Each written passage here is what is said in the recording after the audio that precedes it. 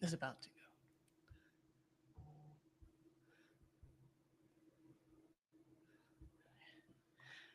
Hi, Ruth. How are you doing today?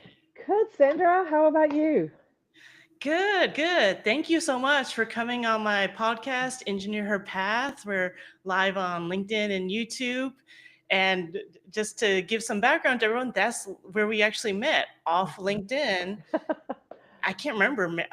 Clearly over a year ago. I can't remember. Yeah. I think we started being active and producing content on LinkedIn around a similar time frame, Mhm. and then we become acquainted through there. We've Yeah. talked so many times, Mhm. and I just think your story is so amazing and going to be inspiring to so many people. And you're a longtime woman in STEM in the aerospace defense industry.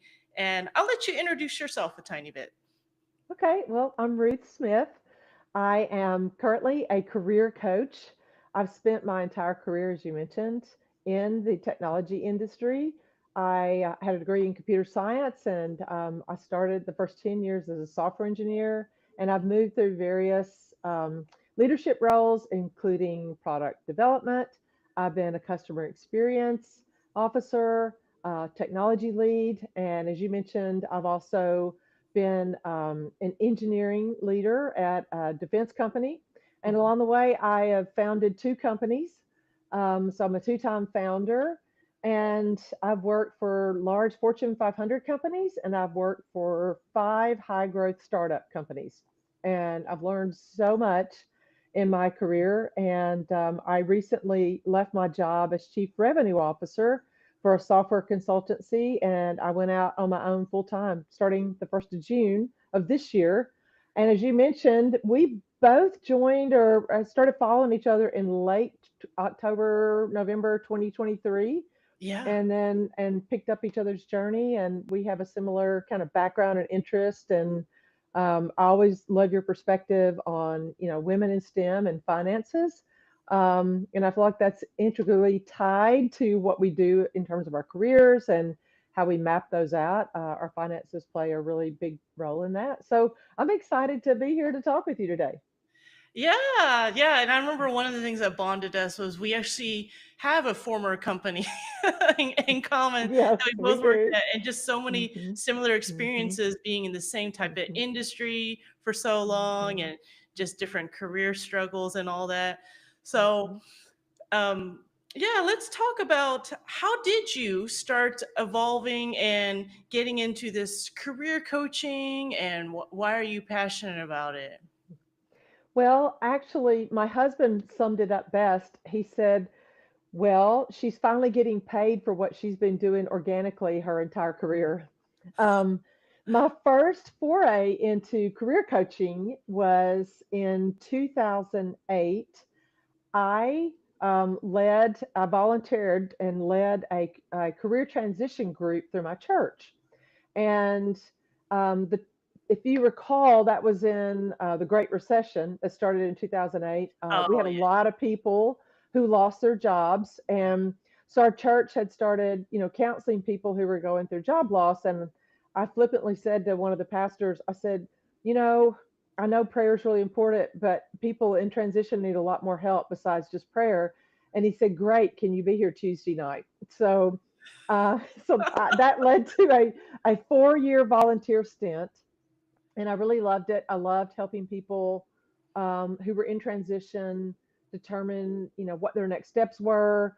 We worked on all the basics, including resumes and interviews and outreach and networking.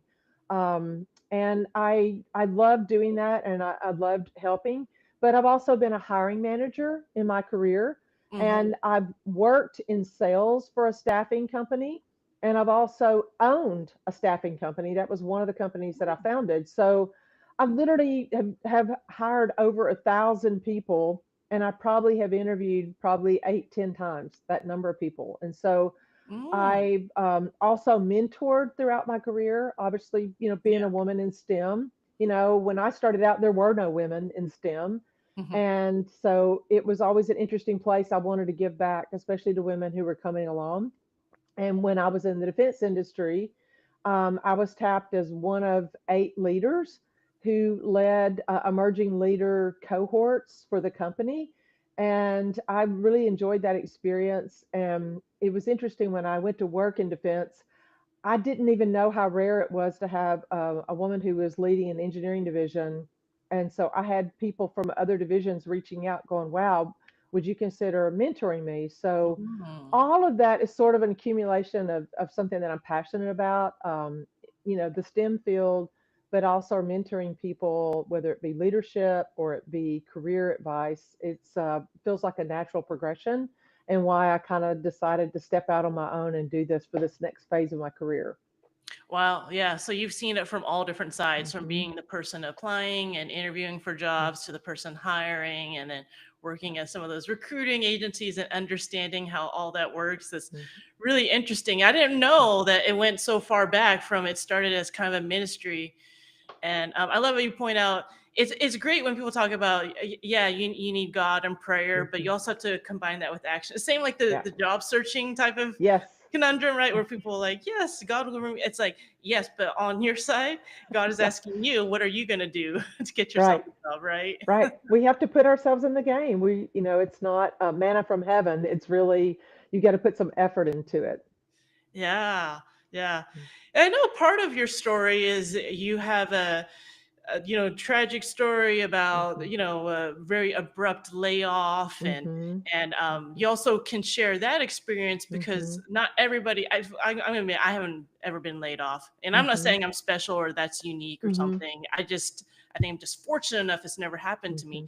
but that is something that many people can relate to, the Yeah. heartbreak of Hmm. abruptly losing a job. Hmm. So if you want to tell us a little bit about that, you don't have to go into all the details, but like kind of like Hmm. your feelings around that. And Yeah, that is interesting. I was like you, Sandra. I've had a 30+ year career, and I've never been through a job loss, and I kind of prided myself on that. yeah.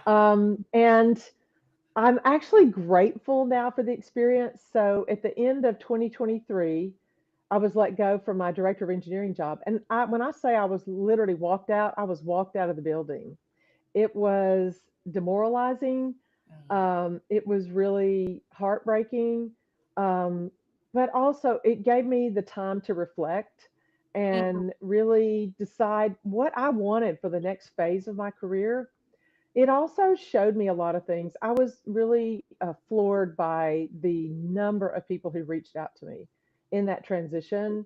And it can be lonely and isolating, but I think it was a really impactful thing because it taught me to appreciate where a lot of my clients are coming Mhm. from, because they've been through the job loss and the fear, the anxiety, the anger, the grief.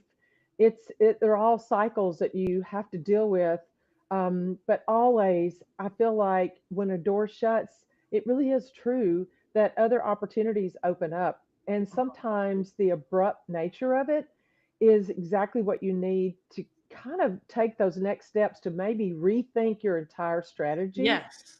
And I'm grateful for that. And Mhm. so I feel like it does help me relate more to my clients, and I'm appreciative of it now. Yeah, it's interesting because if you kept going on that trajectory up and maybe to VP, you Mm-hmm. never really have that awakening. Because I tell people Hmm. when you're really successful doing, it's easy to just keep going on that Yeah. predefined path that a company or corporate America has set Hmm. for you. And Yeah. I've also realized in my, even though I had a relatively short job search, when Mhm. I posted about that, people can relate to that. Anybody, Yes. everybody, every industry, every type Mhm. of position. And it's some of those more like maybe demoralizing lower Mhm. moments in life that Yeah. people bond and relate to Mhm. more than just like, oh, you became a Yeah. director and all that. Not that people aren't celebrating when you win, Right. but it's just Right. it's those other times where it's like, Mhm. oh, she's a human too. Even Yeah. someone that got to director level could, Mhm. potentially be walked out the door. And Right. yeah, yeah, Yeah. that's crazy. It's interesting you brought that up, because like I said, it's made me more vulnerable. And if you Mhm. think about it, it's your vulnerability that people really relate to. Yes. Because you don't want to see this perfect career. You want to see the highs and the lows and the setbacks and the successes, because that's really who we are as humans. And I think you could look at any life, any career, and see those similarities. So I'm grateful now, but I've had to really, I've had to kind of choose vulnerability. And I don't know if you can relate to this, but Yeah. being a woman in engineering, especially coming up through the ranks when there were no other women, you were just taught to be strong and to push through and to kind of deal with it. Yeah. Vulnerability really didn't have a place for a long time in my career, and so it's something that I'm having to challenge myself to be more of in this market. And the more I do it, I think the more people it helps. So I'm learning through the process still. Yeah, and I'm sure if anything, it helps you become a better coach and more Hmm. empathetic and relate to people. And I totally agree with you about all that. And it's funny because when I announced I was leaving my job earlier this year, I was really worried how people would perceive that. Yes. And I was thinking, are people going to think, bad things, or I'm burnt out, or just negative things? But people were so nice, and like you're Yeah. saying, people can relate to you more when you're revealing hard, tough things, decisions you're making that Mhm. may on the outside not seem so great, right? Or Yeah. socially acceptable. But yeah. What do you think is the Yeah. biggest thing that you learned from that experience? Well, I thought I already knew this, but it's to take charge of my career. And it Mm, goes back to something that you've already alluded to, that when you're on that path, it feels successful. And honestly, in my mind, I thought, you know what? I'm just going to stick this out. And I'm just going to ride this wave until it'll be my last and final job. I know I yeah. talk to people now that are like, I'm looking for that last job. And, while some people find it, in my mind, I was thinking, this is my last job, but I think what it did was it made me complacent. And Yeah. I could have had more opportunities if I kept pushing up that path, but I think losing it was the thing that made me step back and I hate to say this, but eat my own dog food a little bit.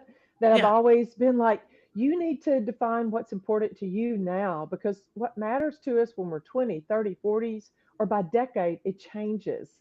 And what we Yeah. want changes. And so if you can't articulate that and write that down, then we always fall back into that same pattern of going after exactly what we've come out of. And loss is a perfect opportunity to reset your priorities and figure out what matters to you, and make sure that you pursue those things and Yeah. not be taken along by the tide and in life. And so I that's one of the biggest lessons, is that you can always evaluate what's important to you and don't put blinders on, because I think you have a more fulfilling career if you're willing to make a change or a pivot. And I know you're one that's taken a sabbatical of sorts. I think our children have gotten this down, because I don't they're not going to take a 40-year consistent career and work forever and ever. It's already been shown that they take more sabbaticals, and I think it's okay to take a setback, a step Yeah. back and evaluate and figure out what's next, because we're happier overall. We make more money throughout the course of our careers, Yeah. and our jobs are more satisfying. So I think, taking the step back, and that it's okay, and giving myself permission to do that. Yeah, I love that. I was making the comment to someone yesterday on LinkedIn that we don't get summer vacation anymore. As adults, if you don't Yes. actually intentionally plan time off, you could end up working decades and Yes. years and kind of Yes. just on autopilot. Hmm. And like I said, it's kind of like life happening to you versus you happening to your life. And Right. I love how you're talking about how you don't really, you can say you believe something, but until you truly live it out and you're forced to really reckon with your values. I always said the same thing too. Like I prioritize like health and family and this and that. But then, earlier this year, that really forced me, like, do I truly value that right now? Do you see what I'm saying? It's one Yes. thing to say that. People do the party line of, Right.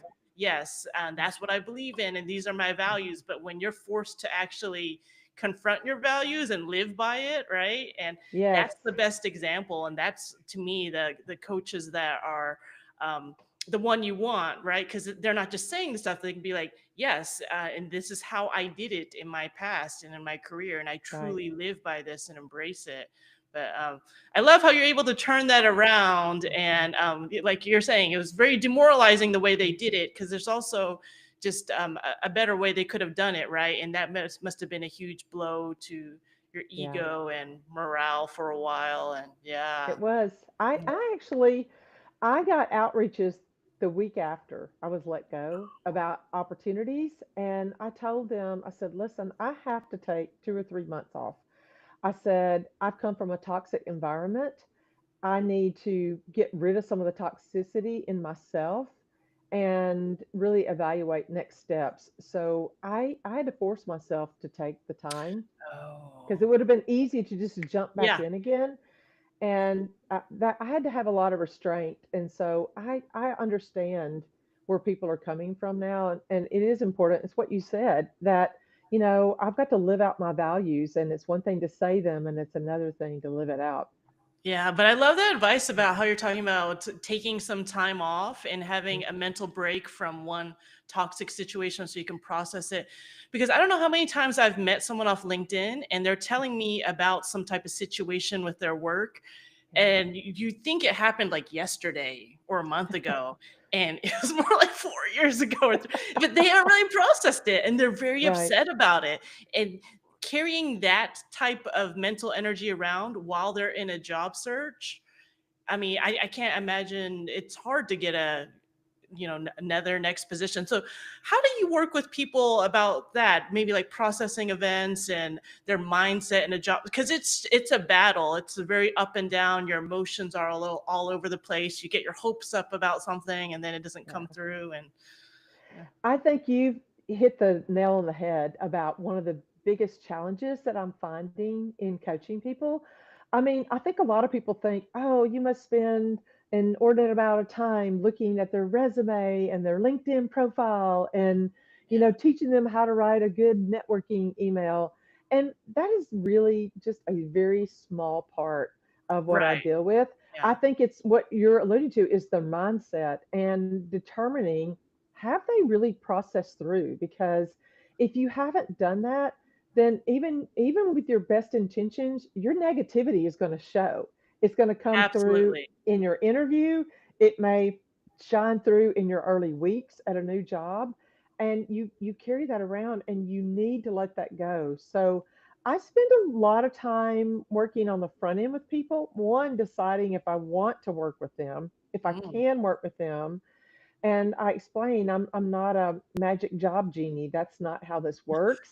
That we spend a lot of time on the front end figuring out what they want and their next steps. I determine how they let go of some of the past things so that they can move forward, and also shaping a strategy before we even get started. Yes. Being Honestly, I strategic. spend probably less than an hour on people's resumes and LinkedIn profile. The Yeah. rest of the time is a weekly mindset call. And I also find that there's two categories of clients I've worked with a lot. One are people that have been let go and are still struggling to Mhm. find work. And some of that is mental, that I've got to try to help them before they can be really productive. And then I've found there's other people that are really miserable in their jobs. They've been Mm. through either a leadership change, a management change, something's happened at the company, or they've been through layoffs and now they've taken on double the workload without any additional pay. Some of them have been given managerial duties without Mm. any title changes, and they're miserable, and they're such perfectionists. They're still trying to please their boss while looking for another job, and I really have to push them to find that ideal role, to quit focusing so much on their present. I know they want to do a good job, but they've already determined they're working in a toxic environment that's not serving them. So they need to put more energy into looking. And so I find a good deal of my coaching is really about the mental, as much as the Yeah. technical. And it's funny, like you mentioned, I bet people think it's all about the tactics. Like, what Yes. can you Yeah. do? And to be clear, yeah, you're not a recruiter. You're Hmm. not you're not trying to Yeah. match people. That you're Yes. trying to help people find their jobs. Yes. Yes. And if people actually master those tools, I always tell people, if you can master the tools of finding a job, you'll never be hungry. You'll never be without a Right. job, right? Yeah. And it's very easy to have someone hand you a job on a silver platter, but that's not the job market all the time, right? No, Yeah, no. yeah, yeah. Yeah, That's interesting. there's been a lot of changes in the job market, and that's the other thing I'm grateful for. I've lived through 3 or 4 pivotal events, Hmm. and one is the dot-com crash of 2000 when tech worlds faded. The other one was the 2008 recession. People Hmm. don't realize this, but nationally, the unemployment rate was between 8 and 15%, depending on where you lived. We've Wow. been averaging 4 to 6%, six for tech jobs. And then, we all lived through COVID. I think we want to forget it, but our economy took a real hit, and a lot of people Yes. lost jobs during that. And now we're in this weird time right now where it's actually a company centric market in terms of hiring, and it's not a candidate centric. So, if you master networking and how to look for a job, I think it's what you just said. You will never go hungry. You will have an opportunity. So, focusing on your emotional intelligence and curiosity and compassion and communication, those skills will always serve you. But you have to be willing to pivot and to make subtle changes and tweaks in your career and what you're looking for, I think, to be successful. Because if you only know how to do one thing one way for one industry, you're going to really struggle in the job market. Yeah, yeah, that's so true. And I always give people the analogy of, you'll have this first date with someone Yeah. and they keep talking about the ex and the terrible Oh, relationship, yes. and that's the negativity that people bring when they have a negative job experience, and they're bringing that into the interview or to the new job. And people, they don't want to hear that. They want to know, I mean, if you're talking bad about a former boss, aren't they going to assume you're going to talk bad about them or their company, right? So Hmm. yeah, It's a yeah, great point. yeah, and it's just that's what I wish. I wish people, honestly, they had the financial resources, like you're saying, to take that little bit of a break and a reset and kind of like process that, and then how do I go into this job search more strategic. I love how you said strategic, because I think people are not strategic anymore in their, I don't say not all people, I think that's one thing I see is people are not strategic in their job searches. So, do you notice that? And what Oh, do you think about totally. that? Because it's, I feel like a lot of people are just Hmm. like, they're like, well, I got rejected from 600 jobs, so I'll Yeah. apply to 1,200 more. It's like, well, you're just doubling Yes. down on kind of what's not working or what doesn't seem to be working for you, right? Yeah, Yeah. you're spot on. Yeah, that's the thing. Probably the number two thing I do too is I work on the mindset, but we work on a strategy. I tell all my clients that I work with that I'm like, I don't want you applying to 100 jobs. I want you to focus Yeah. on probably 10 or 15 companies or positions that you're really interested in, that there's something about what the company does that resonates with you, the mission, Mm. or there's the job description as something that you go, wow, this would be me. I know I could do a really good job at this, and that you could go into an interview cycle feeling like you could have an impact. It's not about hundreds and hundreds of applications. And honestly, that's another problem in this market right now is that a lot of positions when they post, it's not uncommon to get a couple of thousand submissions in a day. And Right. we, at my previous role, when I worked full time, we posted a senior software engineer role, and within 48 hours, we had over 2,500 applicants. Most companies only have one recruiter working right now. It is not humanly possible for a recruiter to evaluate that many resumes effectively. So it's no wonder people are getting lost in the shuffle, or there's things about being an early applicant but being a qualified applicant. Yeah. And the recruiters and the HR people I talk to say somewhere in the neighborhood of 65 to 75% of the applicants they get are not remotely qualified for the role.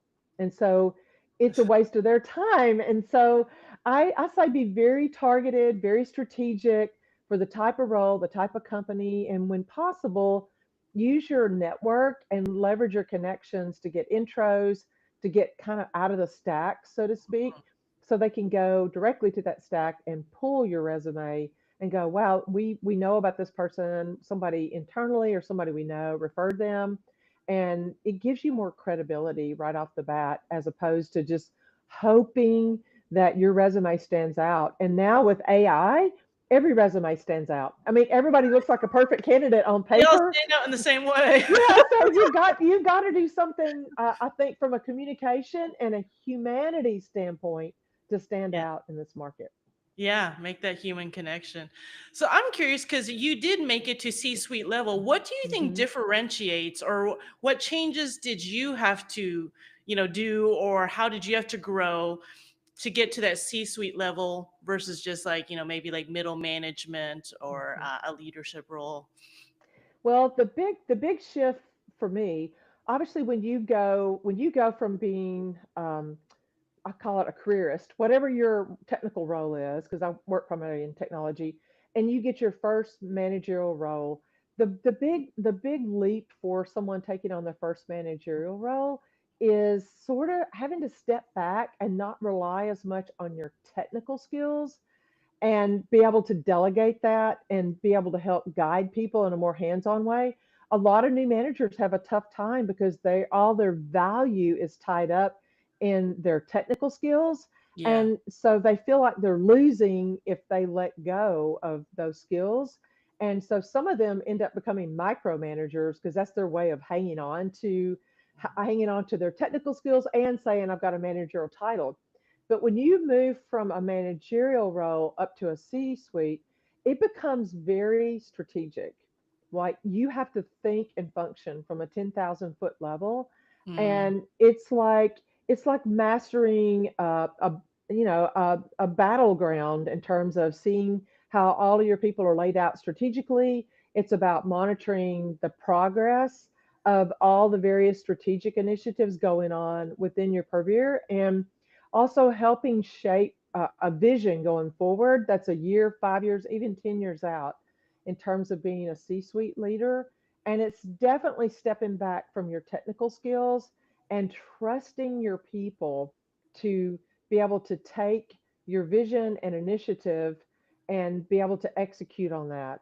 And it's a lot different. There's more pressure, the stakes are higher, and you're held more accountable for the return on investment, for the financial shape of the company, and making sure that you're doing and working on revenue producing initiatives. And there's a big difference when you step into that. yeah, I'm curious. I'm just gonna. You can answer this Mhm. question however you want. I have a theory about this. So, Barbara Corcoran, one of the sharks on Mhm. Shark Tank, she says she knows if someone's a good entrepreneur after they walk out onto the stage. Like it's Mhm. that quick. They Mhm. can tell their Yeah. presence, everything. Do you think that people, not necessarily even just you, in an interview can tell someone's C-suite material, leadership material, management material, or are they just meant to be an individual contributor? Can people suss that out in an interview? I actually do. I definitely do.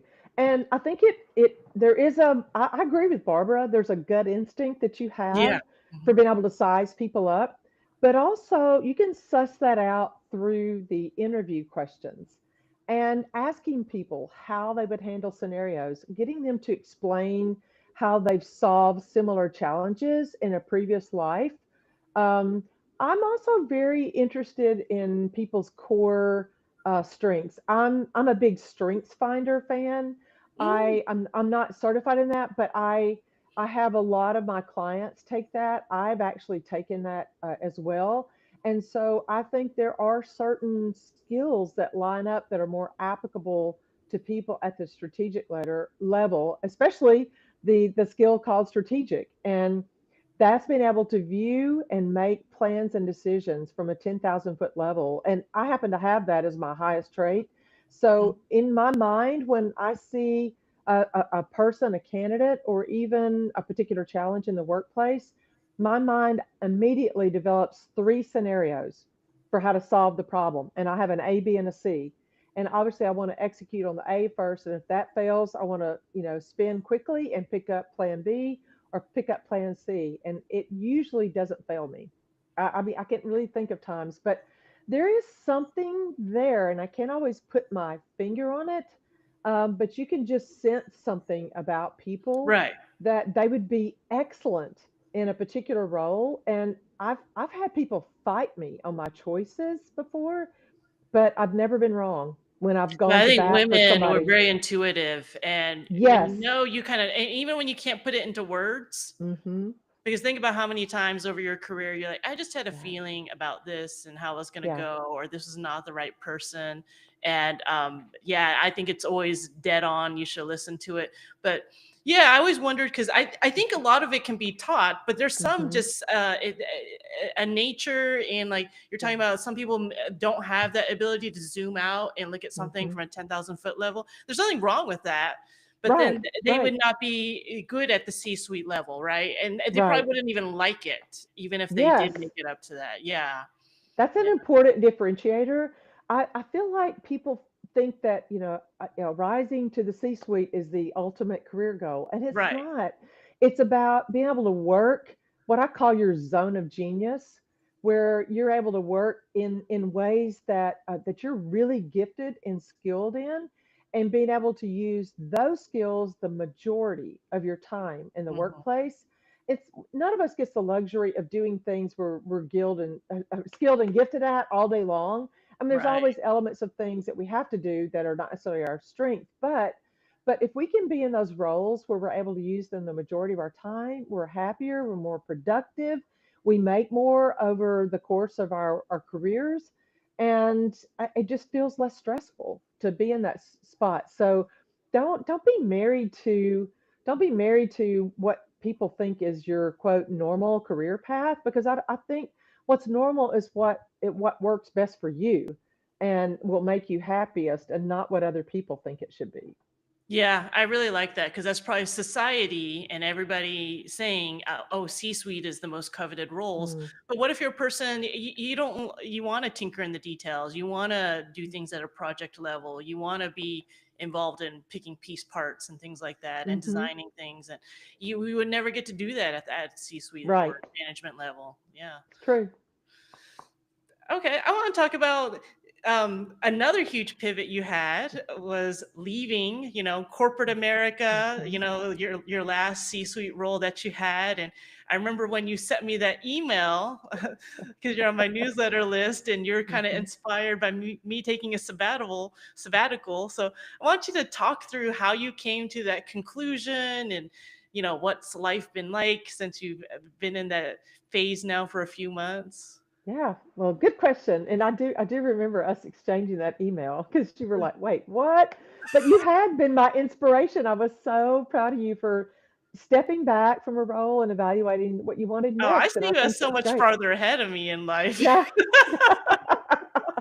No, I have been feeling for a while that I needed to step back. I started the career coaching almost on accident.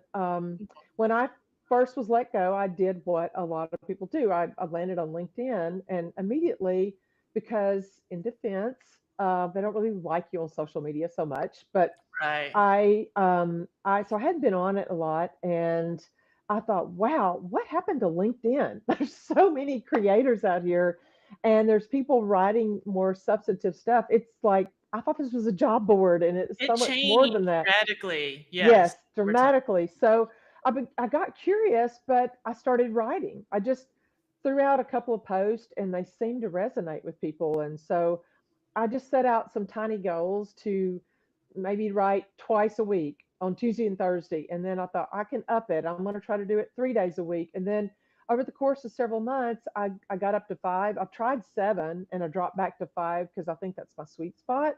Mhm. But I got really interested in what people were saying about careers. And some of it I think was complete garbage. And then there were some others out there that resonated with me. And like, I discovered you, and I loved what you wrote about finances, and particularly women taking control of their finances and women in Yeah. STEM, that resonated with me. And so I started just organically putting that out there. And I had some people come to me, go, "Hey, would you coach me?" And I'm like, "Okay." I didn't even know what to charge. So I figured that out little by little. Mhm. But I interviewed for the job for chief revenue officer. I knew the team really well. I'd worked with them at three companies. I loved those guys, and I was excited about the role. But I told them, I said, "Hey, I've started writing on LinkedIn. I'm talking about careers and this is kind of a side hustle. And they were like, not a problem. Like, go for it. We love it. Um, but um, just over time, I started, my following started growing and I started gaining more clients. And Mhm. I was kind of trying to balance my full time role with the coaching, but I realized that my full time role was just not resonating with my heart. I really longed to be able to do work from anywhere. I wanted to be able to work remotely. I wanted to be able to travel if I wanted to travel, and I wanted to spend more time with family. And so just I just ripped the band-aid off in the middle of May. I gave my 2 week notice, Mm. and you talked about listening to your gut, and some people who follow me know that my sister Mary was battling stage 4 melanoma, and I wouldn't know at the time, but she ended up passing away middle of July, and by leaving my job, I was able to be with her to help every stage of her cancer, and it didn't end the way that we had hoped or prayed. But Mhm. I'm so grateful because I had 8 amazing weeks that I was working remotely, but I was there with her, during every phase of it and could help out with, her husband and family and kids and that kind of thing. And so even since then, it's been really good because I've been able to spend time with them. They're in a different city. And this is probably the first week that I haven't been with them more than I've been at my home in Nashville. But I've been able to work because it doesn't matter. I've got a computer and my clients are mostly remote. I only have a couple clients in Nashville. Everybody else is out of the country. Um, so I think it goes back to listening to your gut, just knowing when you need to take the plunge. And, obviously I had a supportive husband who's always been supportive. It goes back to, I think I'd share with you, we've always tried to live on one income, one and a quarter income, Mhm. and try to put back so that we didn't feel financially strapped when we made these decisions. And he supported me through starting 2 companies, and so I'm really grateful for that. And so that's what it I gave myself like 6 to 9 months to replace all of my income through my coaching, and each month has been steadily growing. And so I'm just really thankful for this season Mhm. and that I can do something that I love. And it's a culmination of my entire career and all the cumulative knowledge that I've gained that I want to be able to share with others. Wow. Yeah. Yeah. And do you think your sister being sick kind of also gave you some perspective on life and kind of what's important and kind of helped you reevaluate? Oh, totally. And also, believe me, she was my biggest champion, but she was also the biggest kick in my pants. And and I and I love that for her. And it really resonated because she's like, you're healthy. And she said, there's no reason why you can't, do these things. And she really Mm. taught me to make the moments count, because when you're given a diagnosis that you don't know the outcome, you get really serious about packing in as much life and as many memories and as many challenges. Mhm. And a lot of people don't know she was a very successful realtor. She just started a real estate career 5 years ago, and she was in the top 3 realtors in her area for the last 3 years running, and she did really well. And a lot of people don't know, but she was still doing real estate deals on her deathbed. People were like, I was just texting her. We signed this closing. She didn't even tell me. And I'm like, she was in the hospital with MD Anderson. And, but she was Wow. doing something that she loved. And she told me, she said, I'm so proud of you for starting this. She said, double down, invest in yourself. And she said, put in the effort. And she said, you just don't know where this is going to take you. So I'm very encouraged by that. And, her words of encouragement kind of fuel me every day to not take things for granted. And we've been traveling more. Again, because my husband's been remote since COVID. We can be anywhere in the world and do the work that we do. And so that was another reason I did it. And I'm so grateful now, through her example and her encouragement, and so many other people that have finally just said yes to themselves and taking the chance. Wow. Yeah. So it's Mhm. really not truly an early retirement for you. Mm-mm. It's more like you're moving on to this encore career, another chapter of your life. Mhm. One thing I've been realizing, especially with talking with a lot of women in STEM, is nobody wants to retire early. Yeah, There's something about it where people don't like that phrase. They don't yeah, see. I mean, I'm sure also a lot of it's our self worth is tied up into our jobs right. and careers. But to tell a woman in STEM she's going to retire early, because even when you were laid off, you were producing content on LinkedIn, and I think Mhm. it's just when people are so high achieving and ambitious, they're not going to spend even their downtime just doing nothing. And even like you said, your sister, Yeah. she was working on a deathbed because that's what she Mm. not because she Right, had to. She wanted right. to serve her clients and all that, and Mhm. I'm sure also set up her family. But Yeah. she passed away way too young. I'm so sorry to Mhm. hear that. Mhm. But yeah, let's talk a little bit about just the difference between like retiring early and having this encore career. Because what do you think about that? Because that's my theory that women in STEM are not going to just retire early and do nothing. It's great to have this financial independence and to get to where Right. they have money and options and all that, but we'll find other ways to make an impact in the world, right? Yeah. I think to me, for me personally, it comes down to mental stimulation. Hmm. I mean, I think listen, I'm all for, not having workplace stress. I mean, I know both of us have worked in environments where the stress is really high. I don't miss that.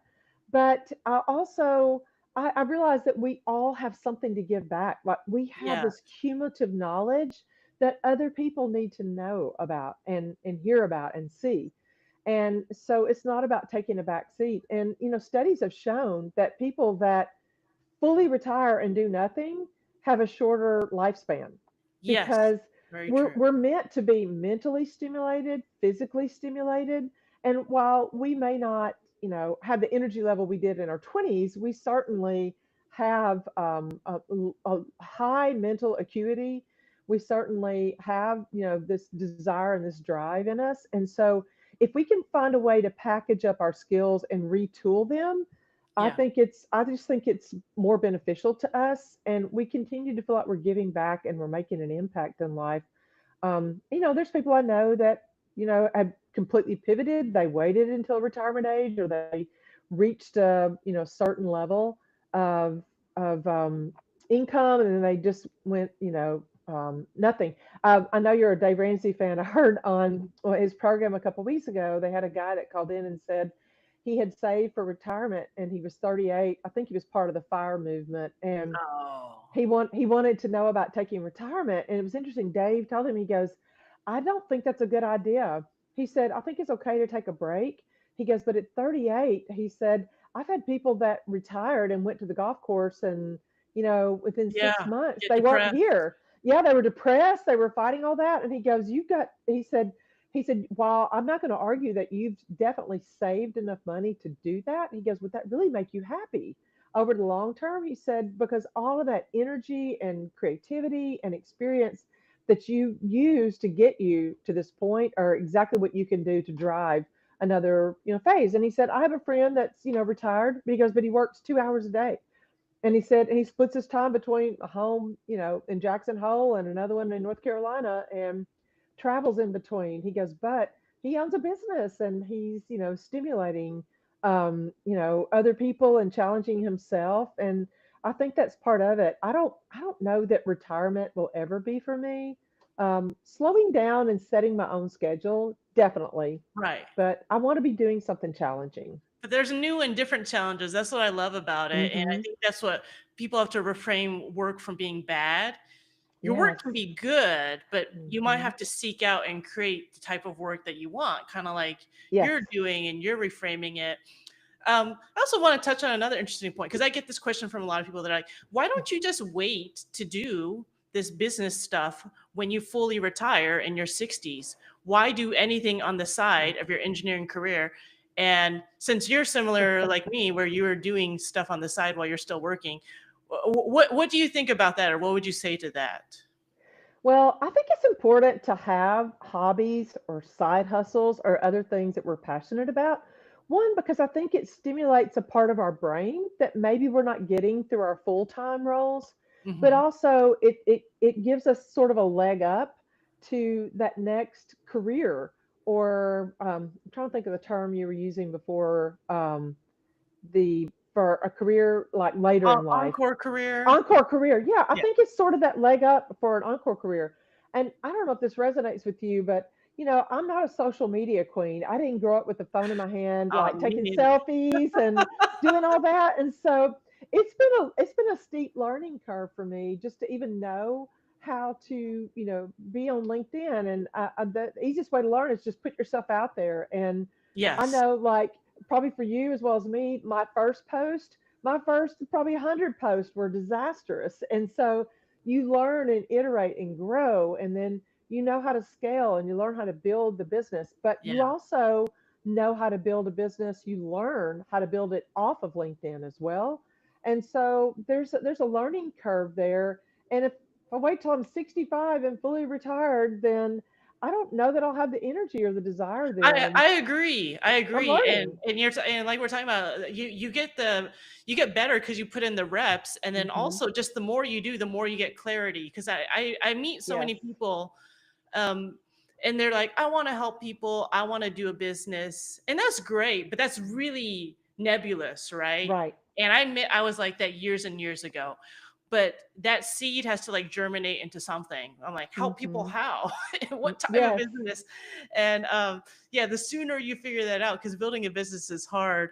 But Hmm. I love that you agree with that too, because I think I wouldn't say it's the best way to do it, but if you think about it, you can have two full complete. I mean, you've had more careers than that. You've started businesses, you've done other things, but you can reinvent yourself. You can have different chapters, right? So Hmm. imagine if you waited till you're 65, you did the traditional, um, you wouldn't have very long to do it. Yeah. You and at True. that point, it might just Hmm. be more of a hobby because it's like, well, I have enough money, and if I Hmm. doesn't really pan out, I'm good. But there's something about you really want to make it work, and you put everything you possibly could into it, and Right. I love that too. So yeah, That's a good point. I love that point. yeah. So, what That's do you think is awesome. coming next for you in this chapter and beyond? And like you said, you gave yourself a goal of 6 to 9 months Yeah. to replace your income. Well, one thing I've stumbled into it, but I'm actually excited about it is, and I think you've done this as well.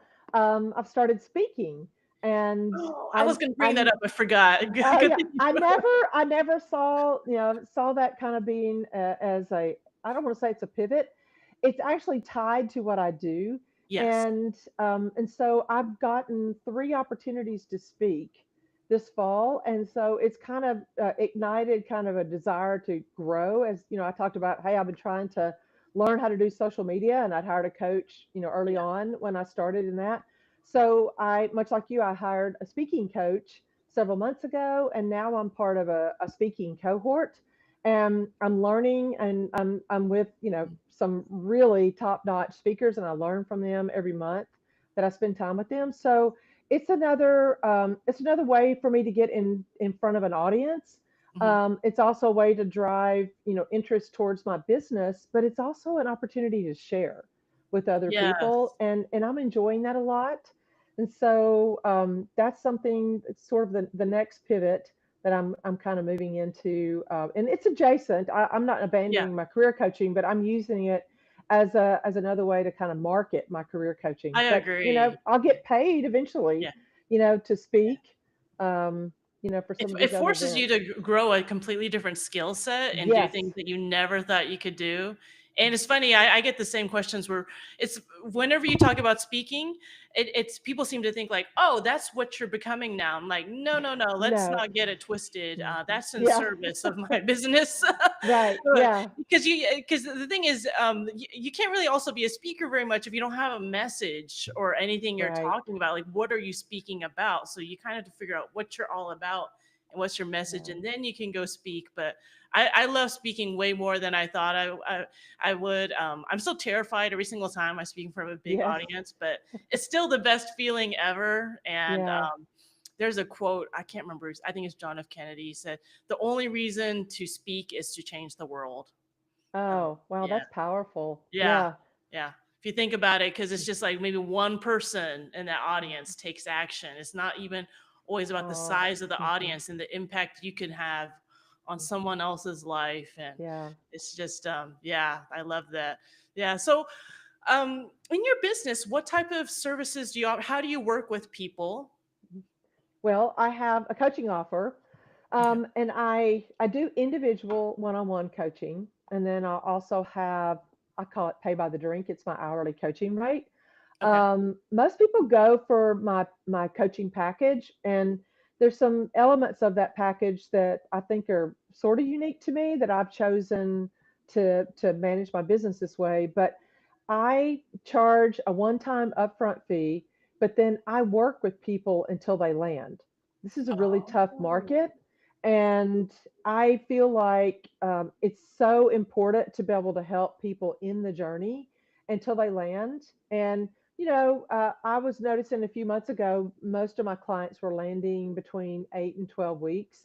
It's taking longer, particularly if they're higher up the leadership chain, but it's taking more like 12 to 24 months on average. But I work with clients that have been looking a year. Um, but I work on different aspects. I think I touched on this earlier. I work on, we start with mindset. I have to figure out where they are. We put together a strategy. We put together, their goals and ideas for what they want next in their next role. And then we also work on resumes and LinkedIn profiles, and I prep people for the interviews. There's a lot more interview cycles now. I yeah. teach people to own their voice and to bring in storytelling, because storytelling is so crucial. Networking is probably the most important thing. And a lot of people, particularly in STEM, the number is somewhere between 75 and 85% of people in STEM are introverts. And so the thought of networking completely terrifies them. And so I help break it down so that it feels more natural and it's not what people think in terms of you have to go into a room of 2,000 people and you don't know a soul. That's really not what networking is. It could be that, but so I teach them to kind of own their voice and how to reach out to opportunities.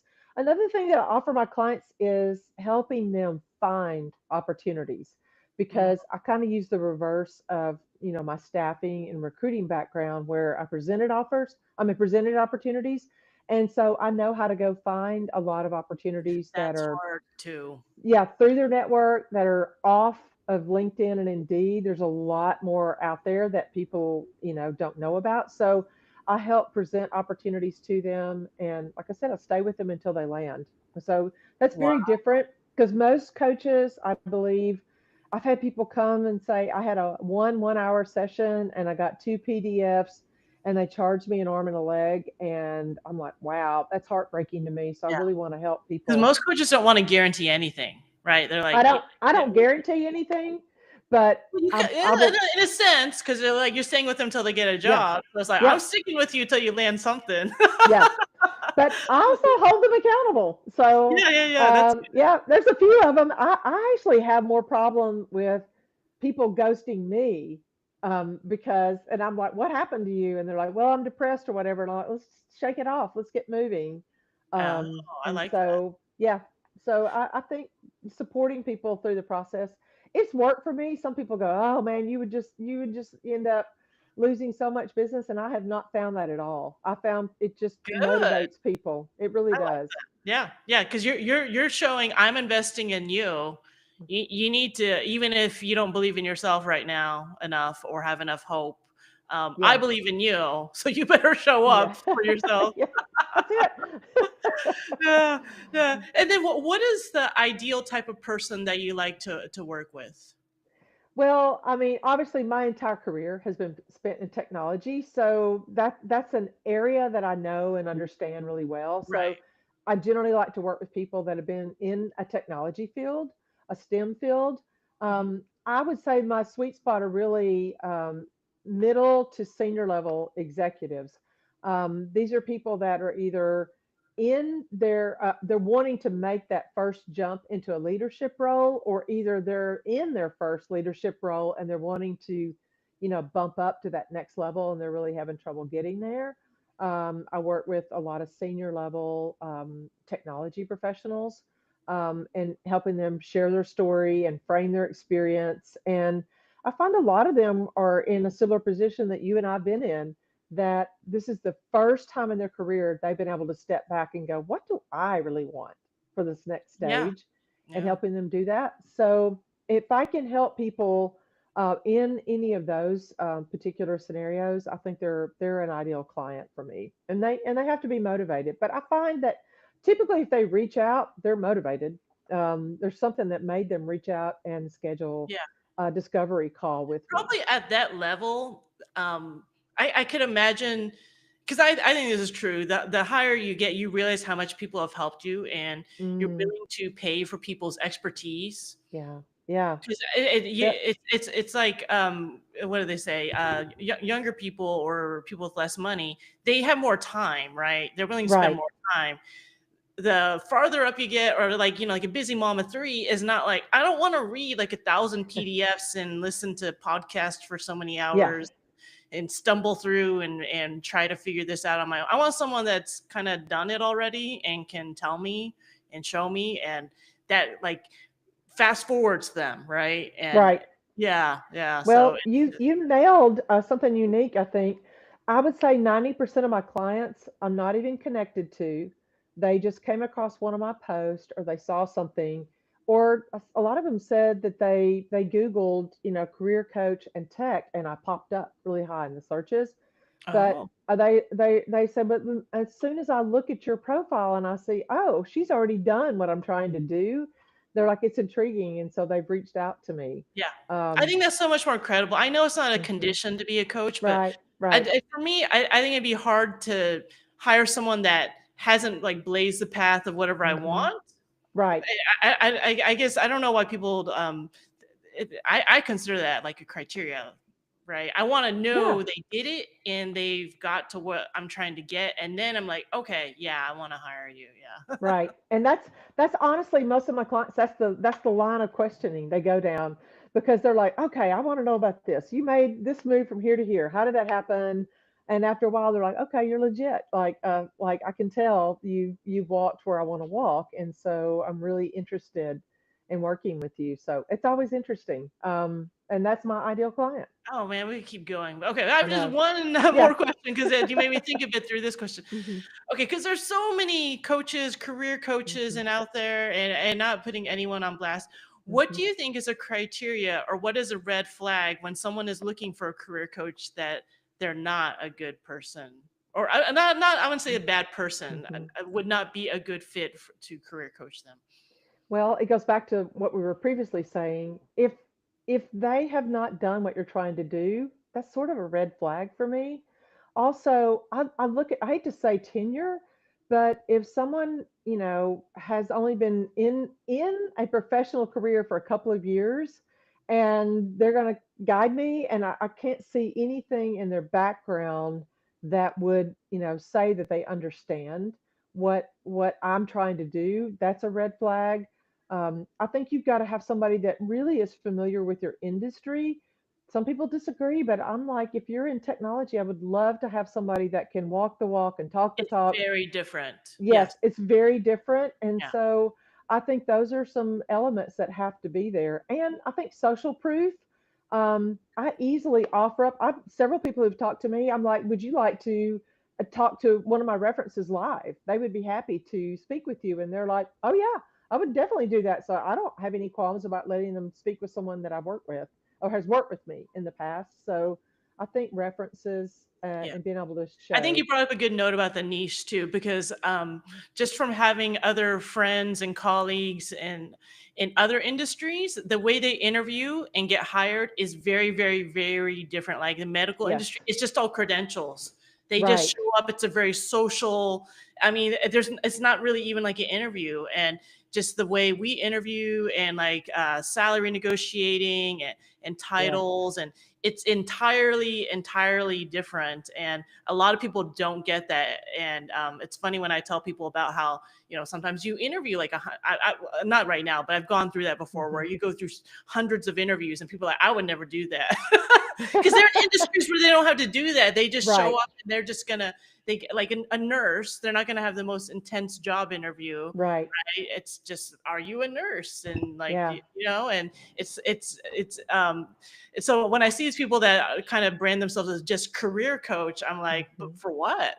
And Right. like, what type Yes. of jobs and for Mhm. who? And it's Mhm. all so different. And how can we all have a whole lifetime of spending time in every single industry, understanding all the different, um, I don't know how people can do that sometimes, but yeah. Right. I agree. And there's a lot of people that rip people off too. Sadly I've had clients come to me going, I can't even tell you how much money I paid and it was worthless. And that's heartbreaking to me. Yeah, and see, it's one of the Mhm. downfalls of, coaching is you're not really Mhm. supposed to guarantee anything, right? They're supposed to put Yeah. in the Yeah. work. But I guess you're kind of, well, it's not a guarantee, but you stick with Mhm. people till like you're gonna Mhm. get something. Right. Yeah, and they do. I believe in them, and they're going to land. Now, there's some people I can tell on the intake that they're not a good client for me, Oh, and I'll okay. pass. But it's Yeah. about like vetting them out and finding the Mhm. right people who are like, yes, I want Yes. to invest in you. Yeah. We're gonna And get so, you a job. yeah, Yeah. everyone who reaches out, I don't work with because they're a lot of people. I have had people going, I need you to absolutely guarantee I'll have a job in 12 weeks, and I'm like, I can't. I'm like, because you're the bulk of the work is on you, and I'm taking the risk on you. And so I said, I'm not interested in working with you because I can't. Okay. Well, thank you We so could much for talk this forever. conversation. This is I know fun. we can go on and on. There's so much, Yeah. so many other Yeah. things. But as we end, just let people know where they can find you if they Mhm. want to reach out to you. Yeah. Well, obviously, I'm on LinkedIn under Ruth Smith Tech. And also, if you want to reach Ruth Smith Technologies, my LinkedIn handle. But if you want to reach out to me, Gmail, ruthsmithtech@gmail.com is my email address. And follow me on LinkedIn for a regular post and send me a DM, schedule a discovery call if you're interested in Yeah, her posts are really technology. good. Yeah, Yeah, yeah, technology related roles. yeah, yeah. And you post a lot, and your content's really good. So at the very least, follow her, and you can Yeah. kind of get to know her over time. And other thing I like about you too, you're like me. We just focused on one platform. We're Yeah, not in every yeah, single one. exactly. I can't do another one. It's all I got right now, Sandra, to do this one. Yeah, it's like I'm just focusing on mastering one for now. So Yeah, yeah, this thank is you so great. much for Well, this. thank you for the invite. I really enjoyed this convo. It's been great. Yeah. Let me Okay. There we go. Okay.